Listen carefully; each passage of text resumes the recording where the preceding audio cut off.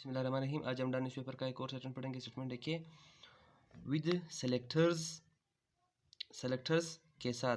Selectors से मुराद पाकिस्तान की जो इस्टेब्लिशमेंट हैं, जो पाकिस्तान की खुफिया एजेंसियां हैं, ऑन दियर साइड के सेलेक्टर्स भी उनकी तरफ होने के बावजूद इमरान ने डियर का मतलब क्या होता है, चैलेंज किया। राइवल्स बोलते हैं मुखालफिन को, ये जो मुखालिफ पार्टियां हैं। टू पोल्स का मतलब क्या होता है, इंतखाबात। इस स्टेटमेंट का हेडलाइन है कि इमरान ने अपने मुखालिफिन को इंतखाबात करने के लिए चैलेंज दिया, बावजूद ये कि इमरान खान ने कहा कि सेलेक्टर्स भी आपकी तरफ है, यानी एजेंसियां जो हैं वो भी आपकी तरफ हैं।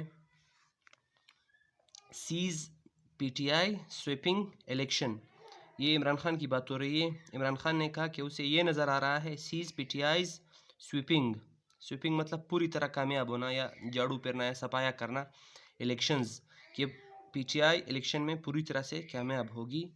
And Pakistan out of financial crisis, और पाकिस्तान माली बहरान से बाहर होगा। क्राइसिस बोलते हैं बहरान को, फाइनेंशियल बोलते हैं माली बहरान। बिफोर अप्रैल नेक्स्ट ईयर, अगले साल के अप्रैल से पहले। यानी इमरान खान के बयान के मुताबिक कि पीटीआई जो है पाकिस्तान तहरीक इंसाफ, वो इंतखाबात में भी पूरी कामयाबी हासिल करेगी, और अगले साल जो अप्रैल से पहले हैं, पाकिस्तान जो है वो माली खसारे से